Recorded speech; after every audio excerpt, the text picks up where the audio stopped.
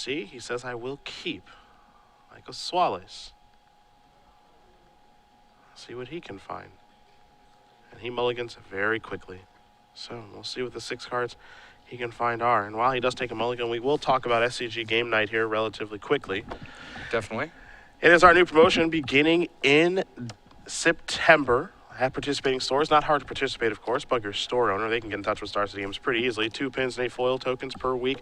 New pins and foils each month, every Wednesday coming in September. If you want more information, StarCityGames.com/game night, or you can have your organizers send an email at gamenight@StarCityGames.com. And of course, now, because it's been popular, and we debuted this thing relatively recently, it's worldwide. So you can sign up anywhere if you want to do SCG Game Night starting in September on Wednesdays. They do not have game night in Antarctica. You better believe they do. Is that true? Let's go down there and find out. I can either confirm nor deny. Here's a Death Ray Shaman leading out from James Nguyen. This is an excellent opening, right? I mean, this is what he wants. Michael's hand's interesting. He's got a Brainstorm, 2 copies of Forcible, a Misdirection, a Terminus, and a Caracas. So not a lot of lands, but Brainstorm is going to be probably on duty to find those. Yeah, unfortunately doesn't have the mana to do the Brainstorm Shuffle combo for sure. Not just yet. But not just yet. He's probably going to wait because he's not actually in a hurry, right? No. Like he could.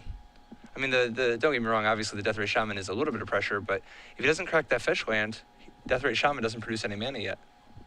I think Nguyen had the opportunity to play a Tarmogoyf there and just, I think, pass the turn back. Maybe they were paused here. We'll see what ended up happening. Yeah, it looks like there's some kind of a judge looking through. Is it Michael's deck, yeah. His deck? His main deck? Yeah. I guess we'll see exactly what is going on here in just a moment. Not too sure. Kind of coming out of nowhere here. We can get in touch here with our table spotter. We're going to bring it back to us, of course. We're going to find out what's going on, but I don't imagine you just want to stare at the players, but you can stare at us instead. Hi. What do you think about that? Take a look So at I think that this new Court of Calling little reprint is, God, what's the obvious, like, what's the starting point? What is the thing you most want a Court of Calling for in Standard? Because there's actually there's a number of super, super sweet targets right now. Prime Speaker of Zagana, that is a fun one of. That's a core for 9. That's expensive, but it is good. If you got like all the different dudes to tap or whatever. Yeah. Court of Calling for, so a Prime Speaker Zagana might be a fun 1x. Okay. Let's see, what are some other super, super, super sick options? Give me a 5-mana Prophet of Crufix is another good one, absolutely. One. Plus, it untaps all your stuff, Yeah, so I like untapping that. all your lands so that you can chord pretty hard. I like that. The new Disenchant guy, the 2 and a green for a 2/1. Yeah, that comes when it enters the battlefield, can naturalize something. That card's going to be really important, I think. That card's so good. Yeah. The fact that it kills all the enchantment creatures. Yeah. Being able to just kill like a gnarled Scarhide or Herald of Torment or a Courser of Weaver, Crufix. Courser of Crufix, absolutely. Your favorite? Yeah, we're going to kill that thing. Second favorite, Elspeth's number 1. Sorry, apologize. Jace is off the list now. There's no Jace legal. Got you. Oh no, Jace are gonna. There is a legal Jace. Yeah, but he's not. No, I would take Elspeth over that Jace. Okay. Jace was great when he was in his younger years. I don't know what other good cards there are to find. Looks like everything is okay here. Just a brief Tarmogoyf delay. comes down. Big Tarmogoyf. Big Daddy Tarmogoyf himself. And James is looking for the 0-1 on the die, but I'm afraid I've got some bad news. There is no 0-1 there. Now it's a 1-2, because Michael's going to play this. I imagine he's going to Brainstorm here as well. And what he can do is, of course, Brainstorm right now. Draw 3 cards, put Terminus back on top, and then draw Terminus for the turn, and cast Terminus. I imagine that's the sequence we're going to see here in just a second. So there is Brainstorm. So hit 1, 2, and 3. And a couple of cards are going to come back here. What do you think about that artwork for Brainstorm? It's one of my favorite ones, actually.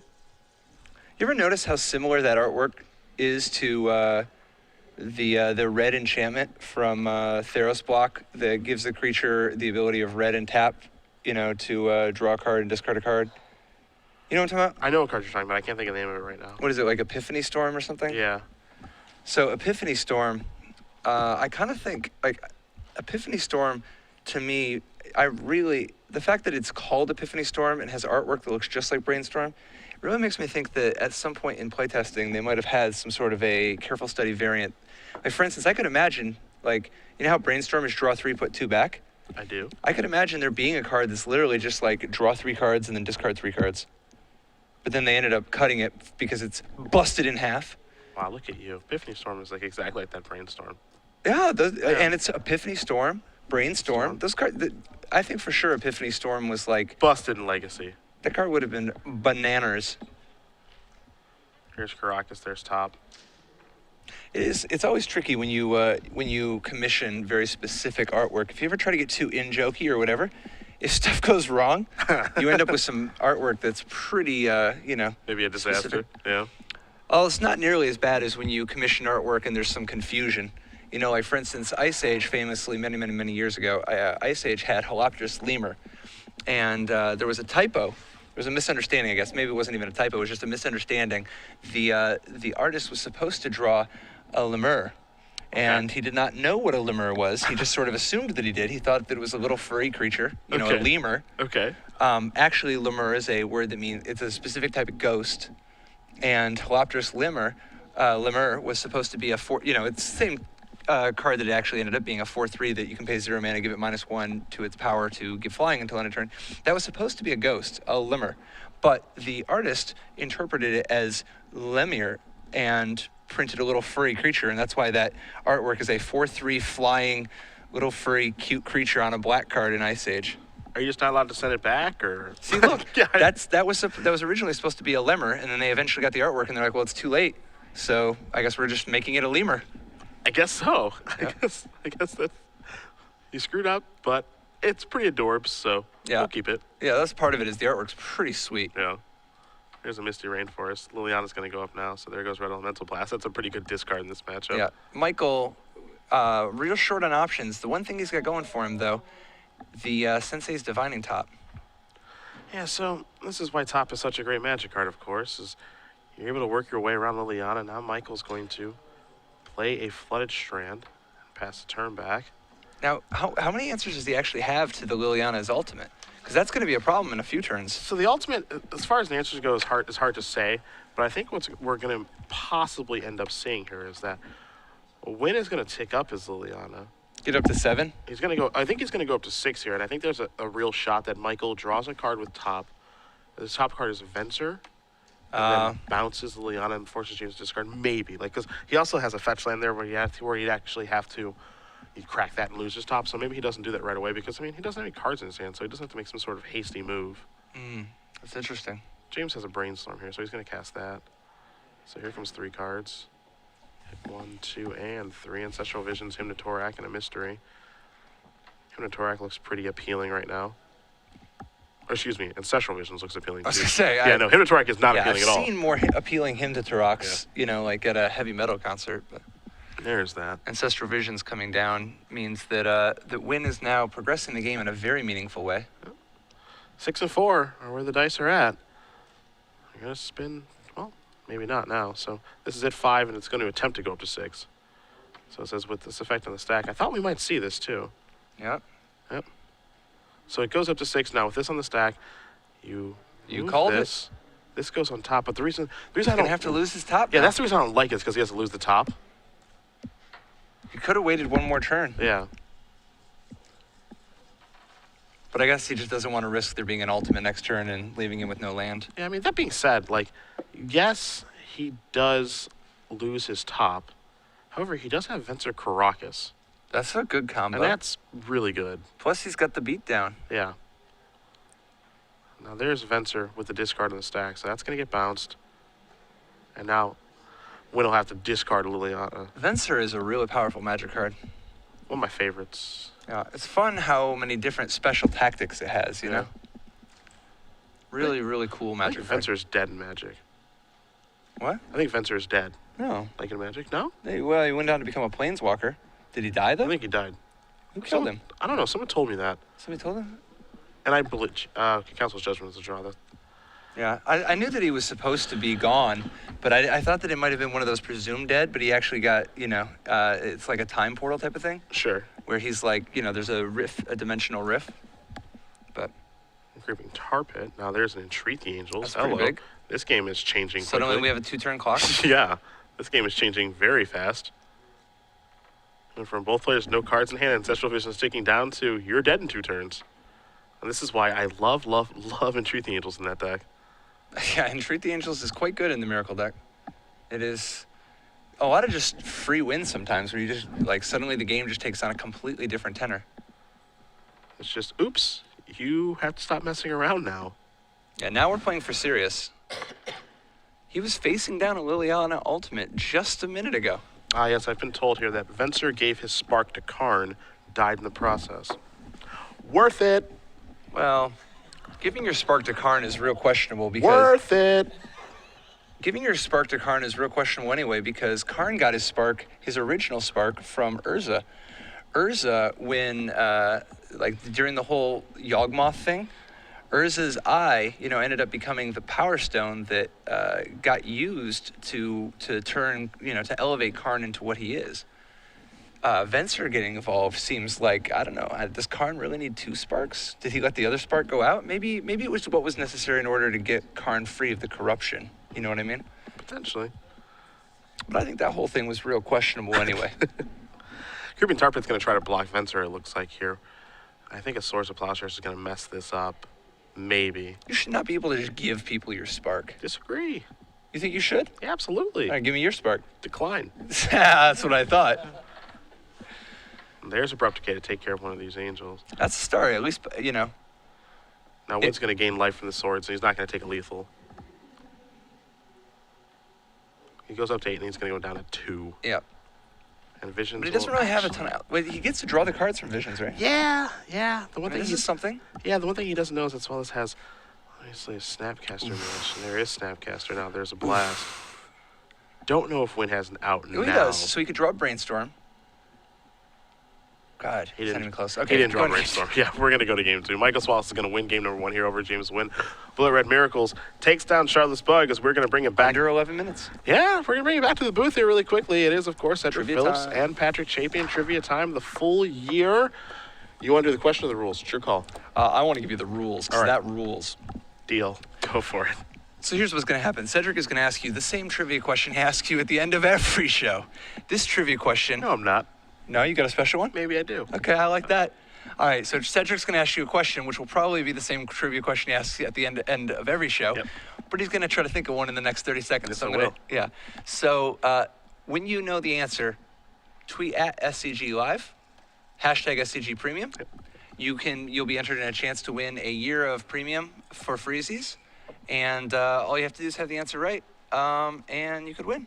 And this contest is not affiliated with Twitch, nor Delta. And you can just tweet at us. It's our sole discretion. And let's find out if Cedric's got a new question or not. Next weekend we're in Worcester, so Patrick Sullivan and I will be there. So that question is actually not what we're going to be talking about. Actually, there's a Season 3 Invitational. And the question is, where will Patrick Sullivan, myself, Matthias Hunt, Andrew Shrout, Nick Mill, and the rest of the Star City Games live crew be for that Season 3 Invitational? And guess what? It's not Worcester. Yeah? So you can delete that from Twitter and figure out the right city where we'll be at for our Season 3 Google.com. Invitational. It's a great StarCityGames.com website. has that info. Also a good website. Probably better than Google.com. If you do know the answer, hashtag SCG Premium. Make sure you're following SCG Live. We will announce the winner at the conclusion of our final round. James Nguyen, currently down a game, playing Shardless Bug. We're going to turn our attention to his sideboard right now. If you don't know, you can just Bing it.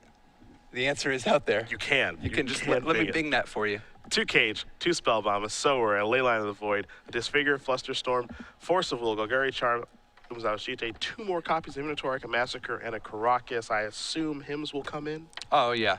I mean, you got to kind of just try to disrupt him. The resource fight of Hindu is totally reasonable. He doesn't have a ton of other great options. Golgari Charm is an option, I guess. It's really disappointing trying to fight a counterbalance with a Golgari Charm. But it's kind of sweet that Golgari Charm counters Supreme Verdict, and in a pinch can clean up Vendilion Clicks and Snapcaster Mages that may have had a chance to live. On the other side, Michael is packing an Is It Staticaster, a Sulfur Elemental, 3 Rest in Peace, 2 Flusterstorm, a Pyroblast, a Red Elemental Blast, 2 Wear Tear, 1 Venser Shaper Savant, 1 Council's Judgment, and 2 Supreme Verdicts. Now he does have access to Wynn's deck list, so he knows that the flavor of Shardless Bug that Wynn is playing. which is not a true name Nemesis deck, which means that he doesn't need Council's Judgment. The fact that Nguyen is relying on Tarmogoyf, Deathrite Shaman, Shardless Agent, and Planeswalkers to a large degree. I mean, Michael's going to be looking at, possibly some amount of Red Blast action, but I think that really he just wants stuff like Supreme Verdict, and I kind of like Venser, just to have a little bit of extra protection against Planeswalkers, but maybe that's just me. Good man David McDarby at J_Bellerin online telling me that Venser sacrificed his life to save Karn from being the new father of machines. And before you ask, no, I will not sacrifice my life to save you. Right. Well, no. The thing is, that makes a lot more sense because Karn was being corrupted. He was. He had the taint. He was. He was, that picture on Corrupted Consciousness, I actually think is that really just drives it home. Yeah, it's like Spider-Man 3 where Peter Parker's got the venom. No spoilers. He's got the venom on him, and then he starts dancing for who knows what reason, and then he's got to peel it off, and he hits the bell, and it comes off, and then the movie gets even worse after that. I don't know. That's what it's like. Yeah, I do know. This is kind of fun. Michael Swailes has a 4-digit DCI number. Battling for a while. Yeah. Look at this. Yeah. Some other fun facts here, some FFs. Trailblazers won the NBA championship in 1977 with Bill Walton. I know you asked about that earlier. Yeah, that's true. So there you go. All I know is that the Trailblazers did win a championship. I didn't say they didn't. Look, That did not happen. so how the Cleveland Cavaliers doing this year? Oh, there you go. Pick on Cleveland. That's really I'm tough. not picking on them. They're doing really well. Yeah, they got are another so number one good. pick. They are so good. How many number one picks do they get? That's like really good, right? Like it's hard to get that. It's actually many. the goal is to get the number one pick in the NBA draft. Well, it is for some teams. So we are accomplishing the goal. There over is and a over again. lot of tanking in NBA basketball. Have you noticed that? The people once your team is so bad that they got no chance, there's a whole lot of trying to jockey for position to be horrendous. Yeah, it's called playing correctly. I don't know. I think that it's actually just really unsportsmanlike and flies in the face of a lot of games. The NBA, not as much, but like a lot of, competitive games, that kind of stuff wouldn't be tolerated. So is that what the city of Detroit is doing? It's just tanking its economy to get the number one pick? What are you talking about? Just destroying That's not everything? That's not how the number one pick. Oh, is that how it works? They don't have a lottery in for metropolitan areas like Oh, that's too No, bad. the way that it works in Detroit is that they have an extreme, or it's not anymore, but they are reaping the benefits of many years of of organized crime being heavily involved in running of the city. Gotcha. You said they're currently reaping the rewards? Yeah, which is not great. Yeah. Yeah, that is a city that was really it was pilfered. Taking a new strategy. James is gonna Shout publish out it here. to the former mayor of Detroit, and I guess it's a good thing he doesn't have any drones or anything to come after me. Yeah. Lucky all of us. Not coming to the Portland Convention Center are the drones. And just for the record, I got nothing but good things to say about Obama. Shout out to Obama. You're doing good things. There you go. Barack, if you were watching, Yeah. thanks for letting us continue to do these shows Yeah. and not stopping us. Very, very nice of you, Mr. President. 6 cards apiece. Michael has been doing just fine on mulligans. Oh yeah. I mean, that's one of the big strengths of the Miracle deck is that it's one of the best decks in the format for surviving on less cards. Yeah. Some of its cards are just so powerful in the right situations that it can be down a lot of resources and still completely take over games. Both players give a thumb up. First draw for Swailes is a very good one. It's a Sensei's Divining Top. So what do you think about Rest in Peace in this matchup? It's good against Tarmogoyf from Deathrite Shaman, so I'm a fan. It is good against them. It really slows Nguyen's assault to a crawl, right? I mean, Yeah, I mean, it makes him rely on winning with Shardless Agent as far as damage is concerned. However, he can get to work with Jace, of course, and Fate Sealing, and Liliana and the Veil working towards an ultimate. Also, Abrupt Decay takes care of Rest in Peace, so it's Yeah. not the end-all, be-all. It's just merely quite good. So here's a top. I think Rest in Peace has got to be on the short list for best named Magic cards. I talk about a Magic card that's name is like a clue about what's going on here. It's like, there's all these graveyard decks. Well, Rest in Peace gets printed, and it's like those graveyard decks can rest in peace, I was told it was just a tribute to The Undertaker.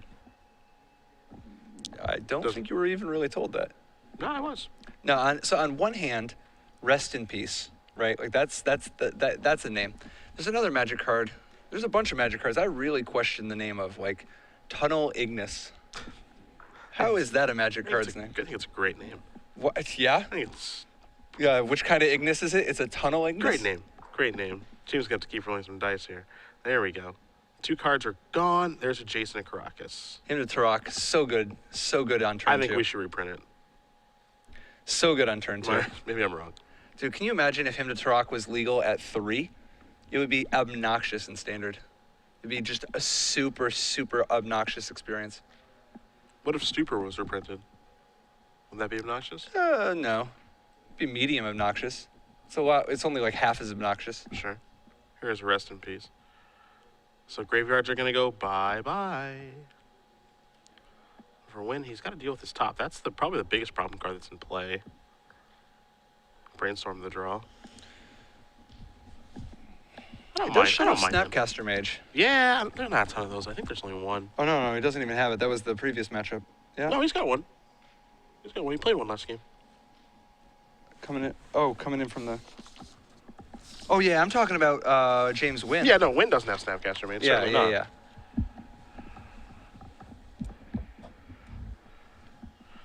So what's Nguyen looking for? I mean, Shardless Agent's kind of a nice start, right? Like, he really wants to get snowball some Ancestral Vision type action, right? Yeah, I mean, I believe he just wants to get ahead on cards, which is what this deck does a really nice job of. There's a Verdant Catacombs. He'll have to get Rest in Peace off the board eventually. We'll get those cards that are in the graveyard here from Nguyen removed from the game, of course, as those are long gone, that Verdant Catacombs and Brainstorm, due to the Rest in Peace. And there those go. We were talking about art earlier, like that Holopterus Lemur situation. Yes. Did you ever play Versus? Unfortunately, I did. So Galactus there was some artwork commissioned for Galactus at one point. And this legend is true, and it's a legend in the game design community because of the lesson learned from it. So we have a Golgari Charm on the Rest in Peace. Yep. The artwork was commissioned asking for a picture of Galactus blocking out the sun. Okay. Like literally just blocking out the sun. Because he's so big. And the artwork came back with a picture of Galactus with his hands up over his face, and there's kind of like bright light, and he's just kind of like, he's just blocking out the sun. Yeah, it's too much to take. That's unbelievable. Yeah. And that's why you have to be so careful. Stuff in print is very easy to take wrong. Ancestral Visions was the draw here for James. Let's see if he wants to suspend this or maybe try to brainstorm it to the top. He's going to suspend it. We're digging in for the long game. There's a land fast to turn back. I believe Nguyen may have a copy of Jace in his hand right now. Oh, wow. Counterbalance is pretty big. Yeah, not bad. Misdirection and Plains are the other cards. Unban it. So what do you think about Golgari Charm on the Rest in Peace there? I'm fine with it. I mean, you want to get out of the way at some point anyway because of Deathray Shaman and Tarmogoyf. And Charm, while it does have a lot of uses because it is such a versatile card, it's fine if I think you use it on that. Counterbalance Lock is as real as the streets, though. Yeah, well, Abrupt Decay is real as well. Ooh, very nice. Yeah, so get that It out. still works if you just flip it over, but he knows he doesn't have a 2, right? And doesn't want... It's also uncounterable. Oh, yeah, it's not like Crossing Grip. Yeah, Crossing Grip, that's not what you're thinking uncounterable. of, yeah. Yeah, Abrupt Decay, tailor-made. It is literally tailor-made. That was the purpose of Abrupt Decay when it was made. Its number one purpose was, I mean, it's a sweet card anyway, but it was designed to beat Counterbalance to help shake Legacy up in a positive way. That's done a nice job. Yeah. I'm happy with what's done here. Proof that WotC loves us and wants us to be happy. The proof is in the pudding. Why was Jace designed? Jace the Mind Sculptor? Yeah. It was actually designed to be the Michael Jordan, the Babe Ruth of Magic. It was supposed to be, so when it was originally designed, it was supposed to be the ultimate blue card, the greatest blue card of all time. In the multiverse. No, seriously, the most bluest card, because at the time that it was designed, Magic was struggling a little bit. This is, like, when it was being designed, this is before M10. This is before Zendikar relaunched and blew things up in a big way. Magic was at a tough spot where they were starting to get to the spot where they're like, we have to have the conversation. Are we going to do anything with Moxes? Are we going to reprint stuff? Or what are we going to do? Are we going to? It was time to pull out all the stops because, there was still the majority of the people in the company believed that Magic could have this renaissance, but there was some number of people who wanted to hedge. They were a little bit scared, where they're like, I don't know. I mean, this might be, our video games just obsoleting Magic. And Jace was designed to be the greatest planeswalker of all time. It was the bluest planeswalker, the greatest. It was literally just a collection of all the most iconic blue things, the things that the purest blue mages would love the most. And its power level is absolutely bananas. So even though the people, designed it to be the ultimate blue card, part of what makes Jace so Jace is or Jace the Mind Sculptor such the iconic card it is the fact that its power level is, well into next Tuesday. And that is a function of when Mike Turian used to be a little bit more hands-on. Mike Turian is a guy who likes powerful cards, That I do know. I've heard some of the cards that he has designed, like Noble Hierarch, and now they're like Random Vendilion Click. So, yes, he does like powerful things. I think Lotus Cobra also falls underneath his design. Well, it's not even just design. It's also often other people will design them, and Turian puts the numbers in a final place. What's the actual design? You know what I mean? Yeah. Because I think for instance Lotus Cobra, I'm not even sure. I think that might have even been a map place design, but I think that whoever ends up putting the final numbers down is the one that the kind of gets blamed a little bit if the power level is pushy. But the entire set of Future Sight was a little aggressive, so like stuff like Vendilion Click and Tarmogoyf, I think, kind of all get wrapped under one umbrella. Looks like I believe Michael's probably digging very hard for a red elemental blast right now. He found a Swords, a Brainstorm, and Entreat the Angels, and those aren't bad either, don't get me wrong, but... Yeah, but Jace the Mind Sculptor, man.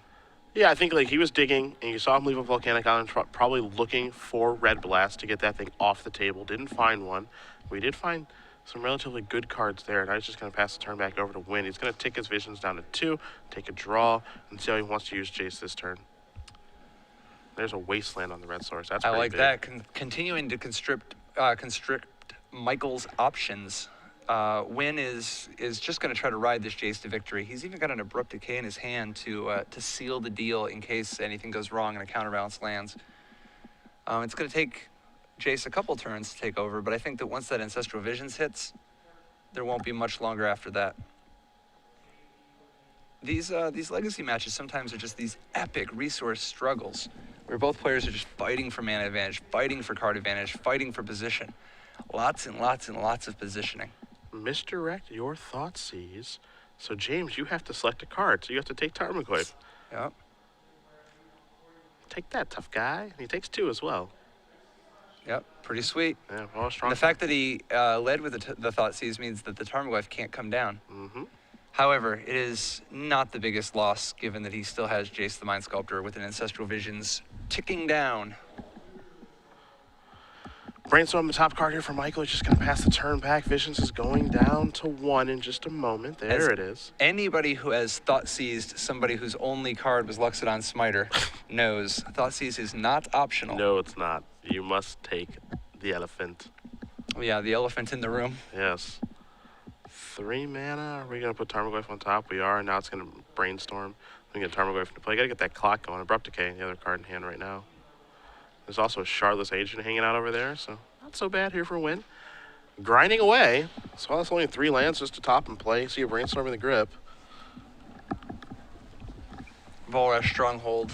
Pretty filthy card. I'm glad that card's not legal in Standard.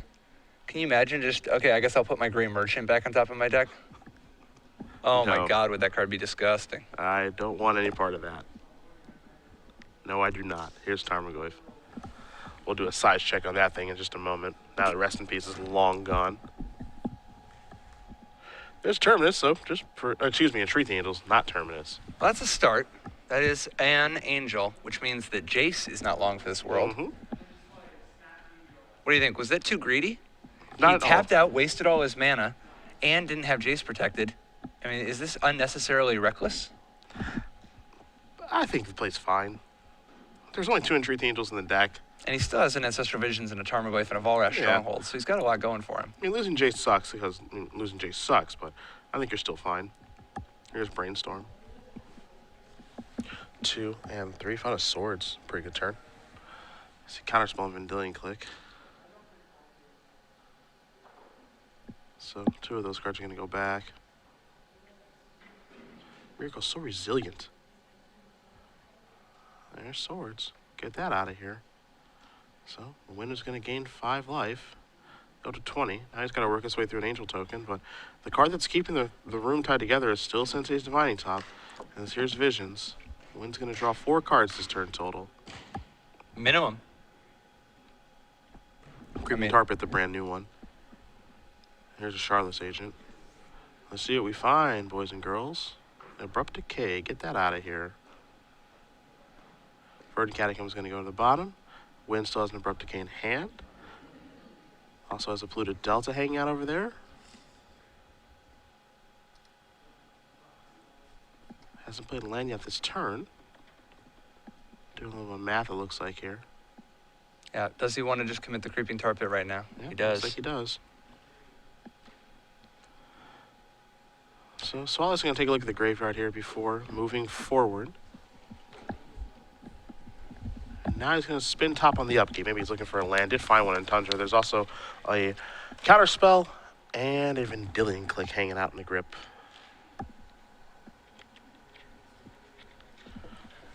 Now it's time to draw. There is the Tundra. Passing back, Nguyen will draw a mystery card. Let's see what he finds. It was a blue one. Didn't get a great look at it, though.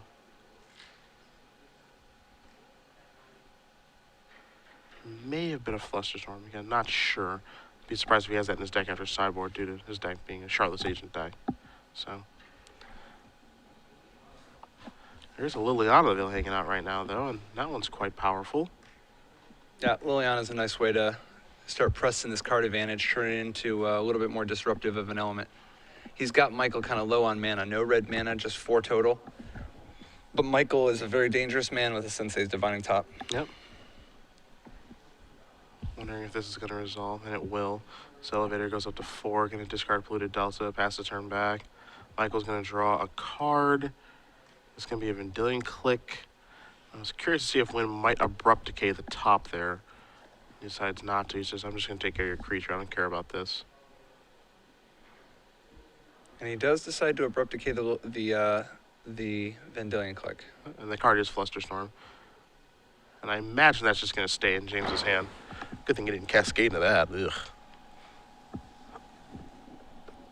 It's an interesting one, though. He does put it on the bottom because Flusterstorm removes a lot of counterplay from Michael. You know, makes it much harder to entreat the Angels. Yeah. Gonna spin here. Let's see what he looks at. Council's Judgment, a Counterspell, and a mystery card in the middle. It's a Flusterstorm of his own, so no longer a mystery.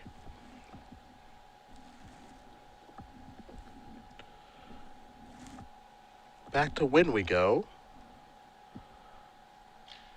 James's mystery card that he drew from Vendilion Click was a Brainstorm. I think James has got to like the pacing of this game. He's going to cast Brainstorm right away here. Get a little deeper into his deck. Thoughts he's another Brainstorm over there. And Ancestral Visions that he can suspend as we make our way into the late game here. He will play a Deathrite Shaman. See if he wants to fire up the Tar Pit. He doesn't. Just going to attack here for 2. Now we'll suspend the Ancestral Visions, and that'll be it. After I imagine Liliana goes up. Hope he didn't forget. That'd be no bueno. Oh, wow. Looks like he might have missed one. Yeah, I think so. At least he's got a... Yeah, he noticed right away. Yep. Here's Council's Judgment. All right, so it didn't matter anyway. With the Council judging Liliana unworthy. Yeah, and I think he says, I choose top. Now, yeah, he's going to take a look at it. Doesn't matter what you choose. That card is not worth the way you think it does.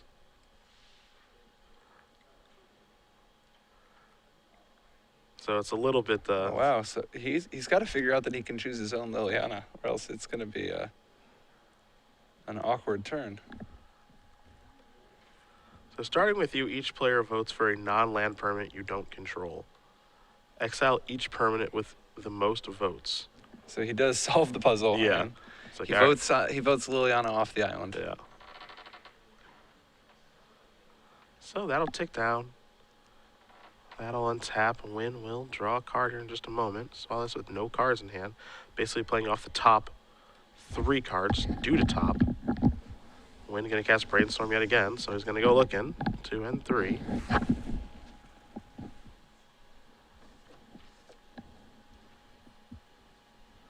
2 cards going to go back here.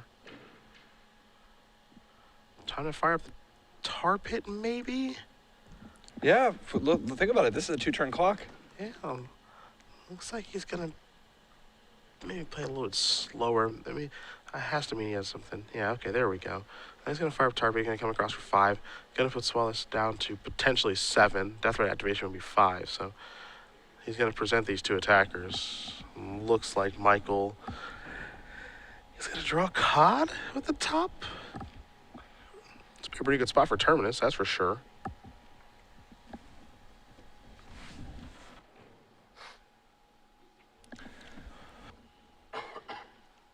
Now it looks like no Terminus. Just going to spin top. Counterspell, Vanilla, Click, and Flusterstorm here are the 3 cards he's looking at. His back is against the wall. He needs to find a Terminus ASAP.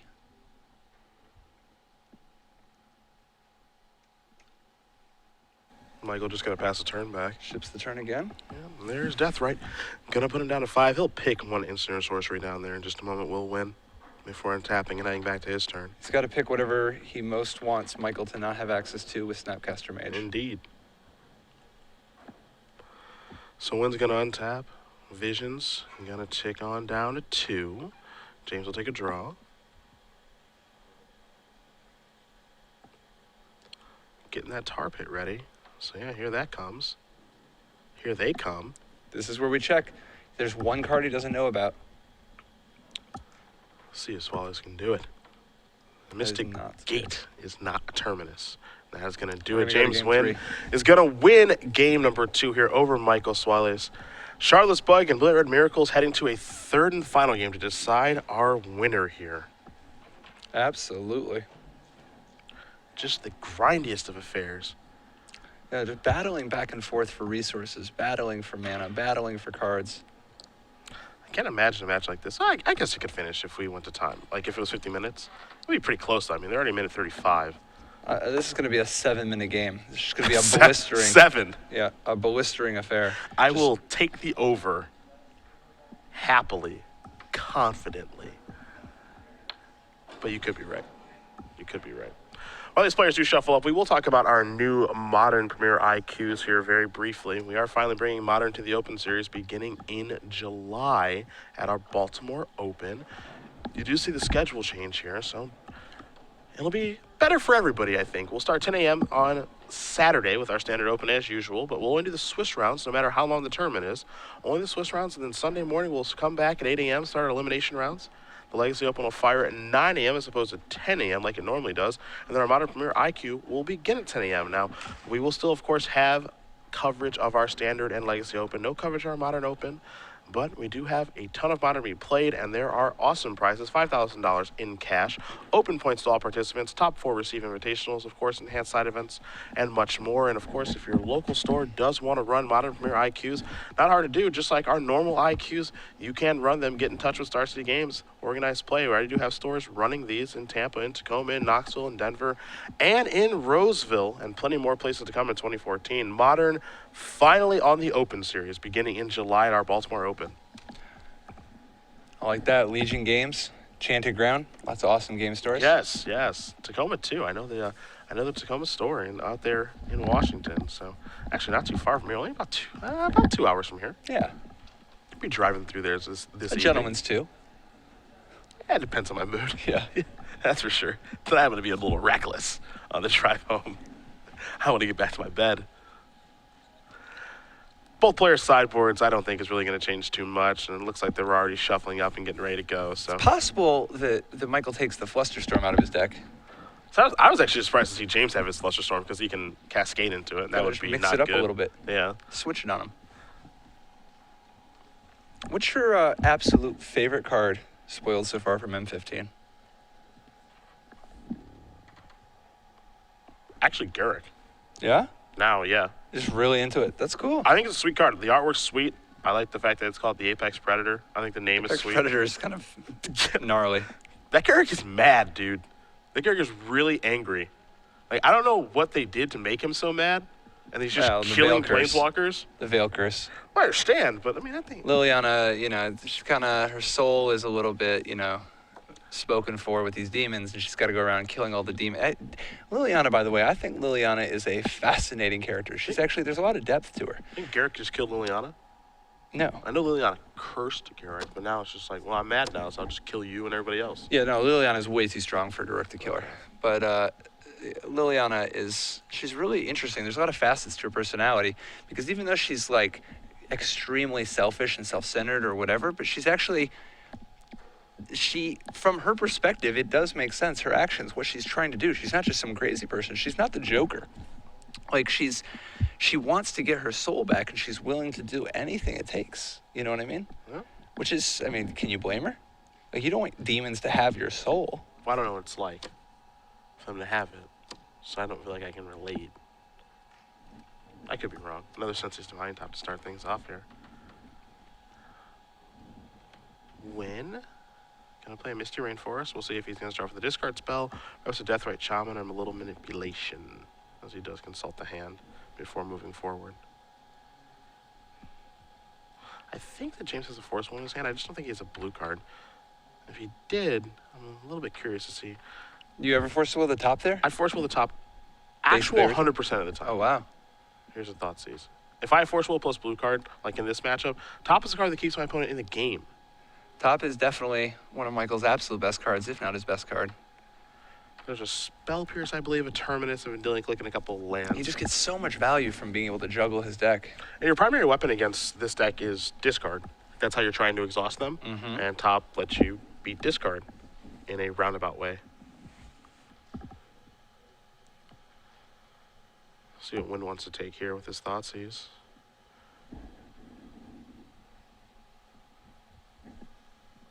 Looks like it might be Vendilion Click. Not a bad choice. Terminus in hand isn't all that scary, yeah, so he's going to go with Vendilion Click.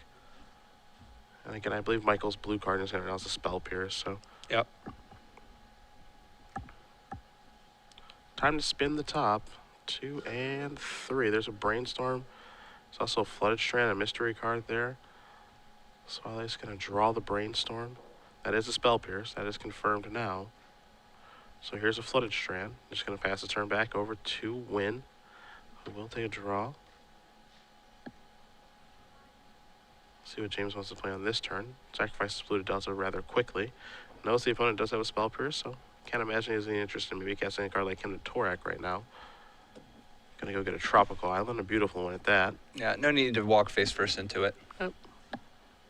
Getting your opponent to fetch might be of some interest to clear their top, but that might be helping them more than hurting them. Here's Tarmogoyf.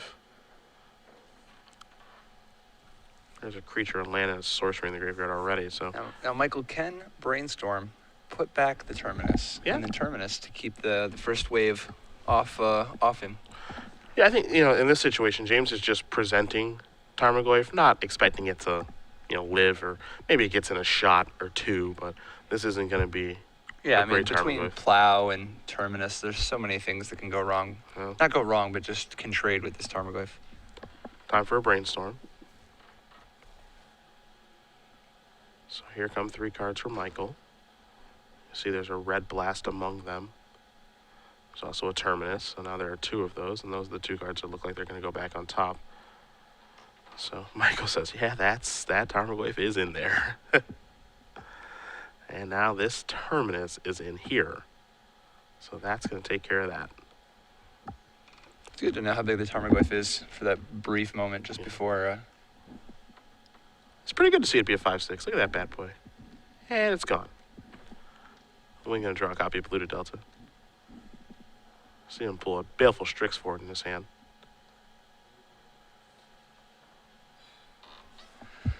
So Nguyen really needs to get some kind of an advantage going here.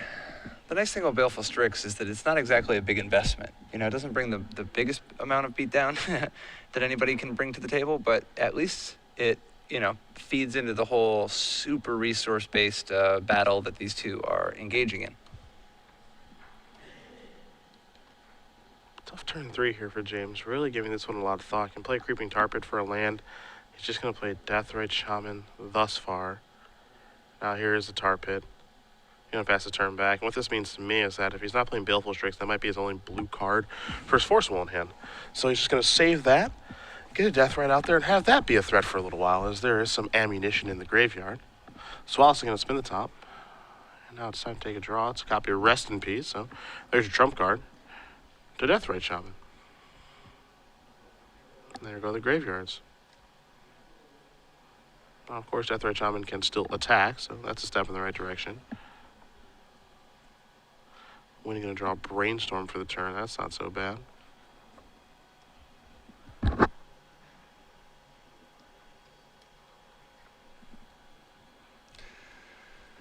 Man, Rest in Peace, definitely slowing things down even more because of that Deathrite Shaman. Yeah.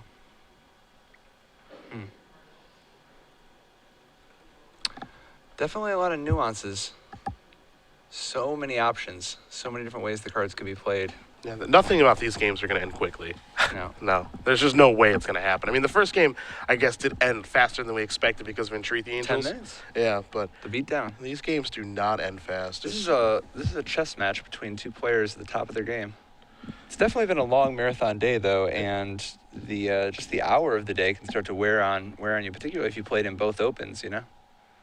There's Baleful Strix, not a particularly realistic Magic card. Definitely not something that would be printed in a standard legal set. No. Like a 1/1 flying Death Touch for 2 is like a thing, and then it just says draw a card. Yeah. Yeah, it's a little crazy. Flooded Strand. Going to be the land here for Swailes before passing the turn back over to Nguyen. Nguyen's going to sacrifice his blue to Delta right now. You have to imagine to use maybe to... Oh, no, never mind. You can't use Deathrite Shaman right now because of Rest in Peace. So we can see actually Abrupt Decay get fired off here. Yep. Or a Golgari Charm. Yeah.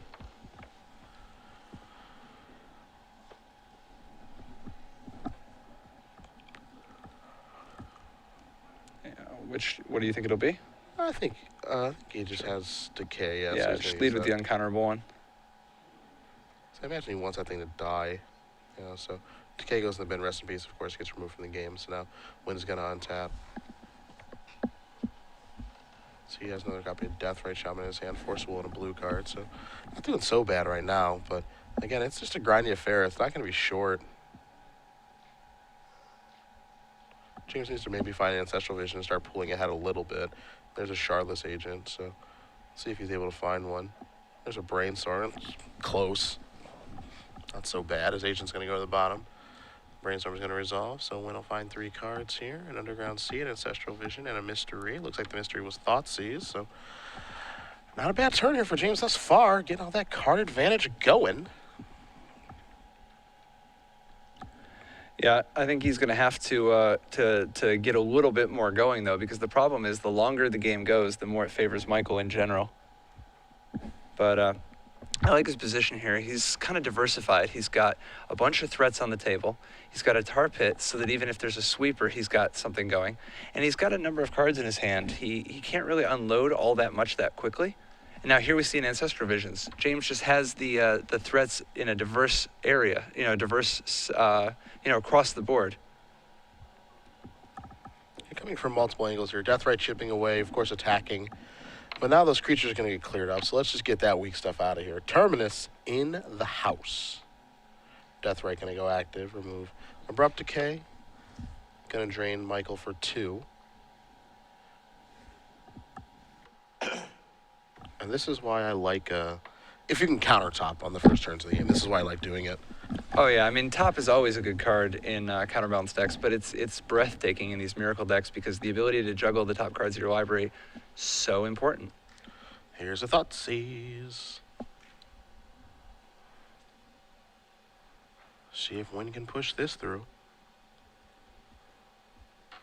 Nguyen has so many different ways of getting card advantage, so many different ways to build advantages, whereas Michael just keeps relying on huge, on big haymakers, things like Terminus, Entreat the Angels, or powerful combinations that negate several cards like Counterbalance Top or Jace the Mind Sculptor Reverse the World.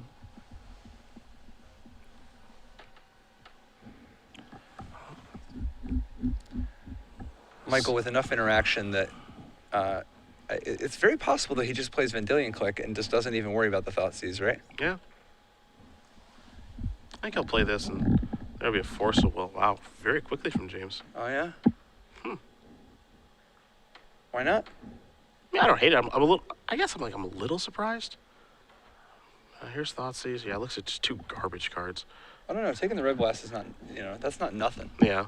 The Ancestral Visions is taken down. And now here comes the Tar Pit, so Swailes is going to go down to 11. You really don't want that Ancestral Visions. Plus, the Red Blast could also kill the Tar Pit potentially. Yeah, that's true. So I really like that Thoughtseize there, and just keeping, because like right now, he's putting some serious pressure on Michael. Michael's going to have to do something with his Tar Pit, and if this Visions goes off, James is going to have another wave, another round of resources to try to use on Michael.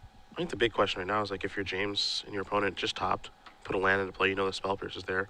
Are you comfortable just saying, all right, fire up Tar Pit, get in there? Oh, see, I think you're actually supposed to swing with the Tar Pit first. You think so? Yeah, it's so dangerous, because what if he terminuses? Yeah, that's true. 3, and dodges that bullet. Yeah. I was going to say, because if he has the Terminus, he has the Terminus anyway, but better to make him Terminus away the Tar Pit and then drop the Death Ray as a follow-up. But it ends up working out, and it is super late tonight. Yep, there's Red Blast. So the aggression is slowed quite a bit, but Michael still has to deal with the Ancestral Vision, and that means that Red Blast is not available to try to hit Ancestral Visions itself. Here's top. Yeah, it's a tough choice, I think, there with Red Blast if you want to use it on Visions. I think you have to use it on the Tar Pit there, though. You think so? Yeah, because he'd be down to 8. He'd be on a 2-turn clock. Ah, the sure. Visions In wouldn't even have combination. time to... Yeah, in combination with Death, right? Sure, exactly. Sure. Yeah, the Visions wouldn't even have time to become a problem. Is that a Jace? If it is, it's not that big of a deal. He needs 1 more mana to be able to play through the Spell Pierce. So let's see. He chooses to ship the turn, relying on the Deathray Shaman to just ping for 2. Spin that top. Oh, somebody found a Jace of their own. Now it's getting interesting, because the Jace here is a very real weapon. That is a real threat that gives Michael actual chances of building some kind of an advantage to get back into this. So I was going to play Karakas. Here's some mana. Here's a Jace. Better than all. That resolves.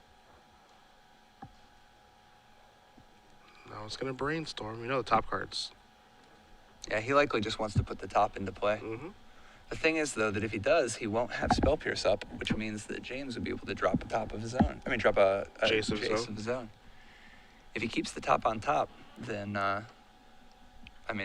things could actually go poorly if James draws a land and is able to Jace Fate Seal to the bottom. But who knows what it'll really come down to. And he does actually leave the top on top. Yeah, he doesn't want to leave himself vulnerable to Jace at the moment. Deathrite Shaman activation. Just going to remove the red Elemental Blast. Now here's the Visions. So here comes 3 cards, 4 total. 3 Decay among them. Here's the 4th. It's a Verdant Catacomb. So Tarmogoyf and Decay are the important cards that were drawn for the turn. Does have the mana to cast Jace now. Mm-hmm. Which is definitely huge. Dueling Jaces. That's hot. For you, maybe. Now we're going to analyze some things. It's like it's like Scarlett Johansson and Jessica Alba Jello wrestling. Is that what that is? It's just an epic struggle between 2, paragons of their respective fields. I see. It makes more sense now. Yeah.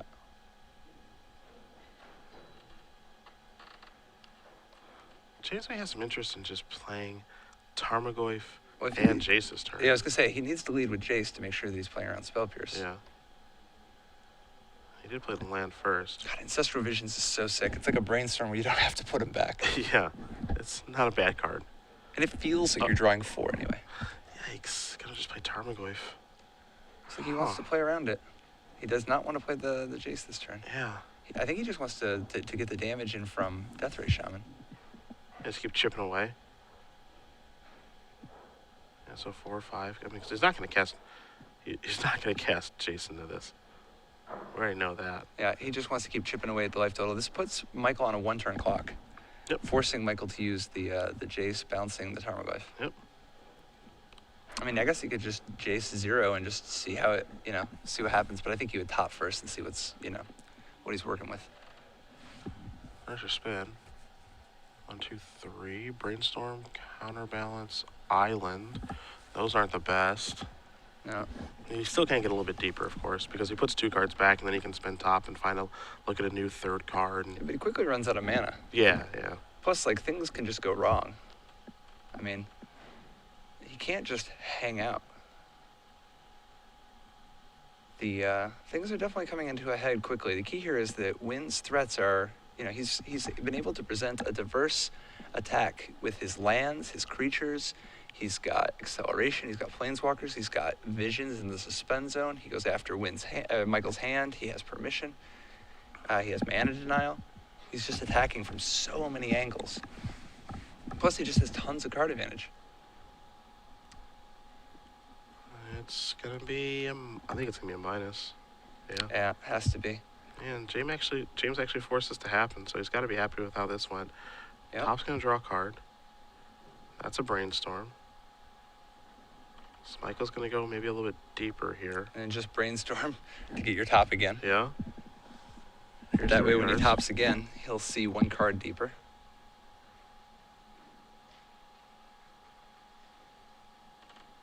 Can put back Spell Pierce now. Now that he knows that James is playing around it. Now we play Balance. There is Counterbalance. And we play... And of course, James does have the Top. Abrupt Decay. Uh-huh. So this, even though Michael is assembling something here, it is not going to stop the Abrupt Decay.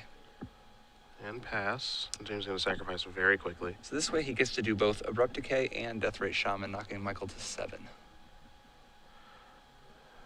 There's a Bayou.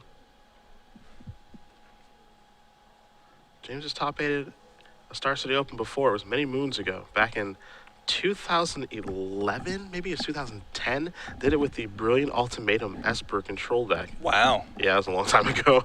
That's pretty deep into the tank. I flew actually out to that one from when I was in college in Indiana and watched James play and make top 8 with that deck. You did see Abrupt Decay take care of that counterbalance.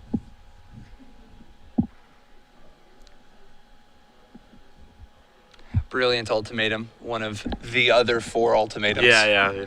Absolutely the best way to look at it. There's Jace. Which is actually true from the design standpoint. Actually, Okay. Core Ultimatum was designed first, Okay. and it was so sweet that they ended up deciding to do a full cycle. Okay. But Core Ultimatum was designed on its own. The rest were kind of just filling out the cycle. Yeah, of course, it was, I thought Violent Ultimatum was a really well-designed card. I like fun Final one, Ultimatum. yeah, just I like short through. Titanic too. Oh, yeah. Well, Titanic is just, it's kind of, I mean, it is what it is. It's very Naya, It is, but I like it. it is a very big overrun. You're dead. You lose the game. It's a pretty big game in Limited, that's for sure. Tarmogoyf time, maybe? Deathrite coming in. Figures might as well just get in, because he's going to spend all his mana this turn. Mm-hmm. Nguyen is putting the finishing touches on this one, just Hey, the icing on the cake. He's trying to. He really is. And Michael's been doing a hell of a job trying to stay in it, but the problem is that every time he deals with one aspect of James' game, James hits him with another. He's always got 2 different things going on at the same time, so there's always something generating an advantage. Michael's life total's under pressure. He's looking at a planeswalker. James has card advantage. James has creatures. James has he's hitting him from so many different angles. I've seen better brainstorms. Plus, at the end of the day, a big part of Michael's power is wrapped up in the counterbalance combo, and any deck with Abrupt Decay has such a powerful trump against the counterbalance strategy. Mm-hmm. Gonna spend top, take a look at 1 more card down. It's a counterbalance. No interest in that, I imagine. Quickly puts that on top of his deck. There's Arid Mace, so we're going to sacrifice this. He's already used Jace's Brainstorm, so Tarmogoyf's not going back to the hand. So he needs to find an answer. He needs to find one right now. Yeah, he needs, obviously, Terminus is priority number 1, but even in Entreat the Angels is a big game. Treat's great. Yeah, he needs a chump blocker for the Tarmogoyf, but he's not dead to the Deathrite Shaman this turn, and an Entreat would, kill James in 1 hit. So Michael leans back in his chair, hoping for the best off the top 3 cards. Now, the funny thing is, if he tops blind, an Entreat would kill in 1 hit. If he actually activates the top, now if he finds the Entreat, since he has to chump block with the Tarmogoyf, or he has to double block anyway, the Tarmogoyf, he will not actually kill James in one hit. Well, Rest in Peace was good. Rest in Peace is quite good. Yeah. That's one of the best things you could hope for because it shrinks the Tarmogoyf to a 0/1, and it makes the Deathrite Shaman a 5-turn clock instead of a 3-turn clock. Mm-hmm. So there go the graveyards again. But unfortunately, just as Michael takes care of a couple of James' threats, James now has a Jace the Mind Sculptor, giving him yet another wave of resources. It is basically impossible to grind out this Shardless Bug deck. It's just all card advantage. Pretty tough. Card advantage and 1-for-1s. James deciding if he wants to, what he wants to do with Jace. He's obviously going to use it. Do I want to brainstorm, or do I want to Fate Seal and put your top to the bottom, and then you don't get to do any more of this topping nonsense? Sure would be nice to stop that, but he still has Jace. Yeah. The thing is, though, Deathrite Shaman can attack Jace for 1. Yep. Which is something, I guess. Better than nothing. I don't think it'll stop Michael from brainstorming, but we'll see. It looks like James maybe wants to do a little brainstorming himself. Not so sure yet. It's a tough spot. Dueling Jaces is no joke. 1, Brainstorm. 2, Wasteland. 3, Baleful Strix. None of those are all that exciting, but James does have a fetch land among his cards, so.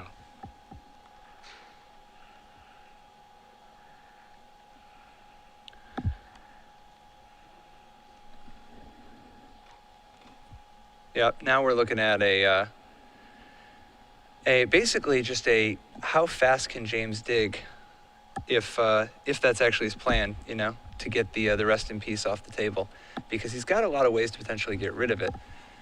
All he really wants to do is a little bit more resource accumulation. He wants to draw more cards. He wants to, Shardless Agent is fantastic, being able to put down another legitimate threat.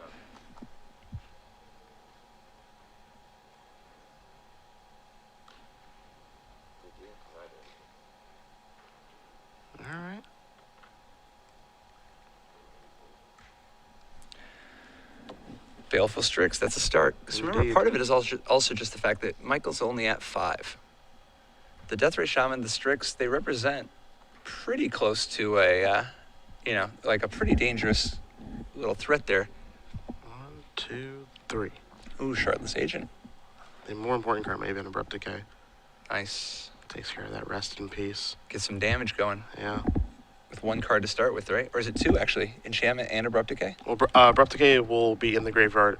Rest in Peace will be removed. Ah, okay. So the Tarmogoyf would just be a 1/2. Yeah.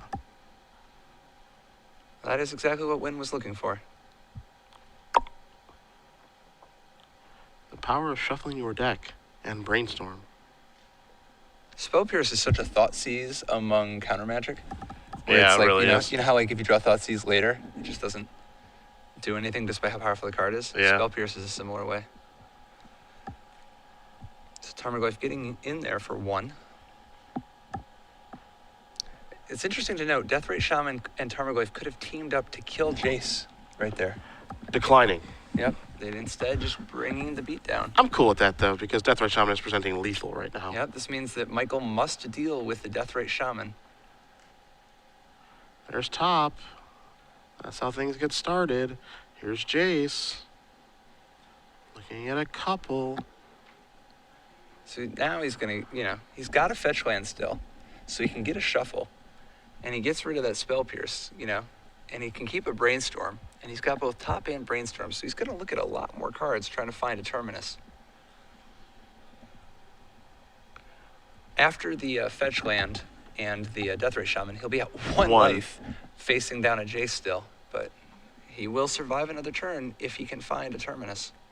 It's too late for Entreat the Angels.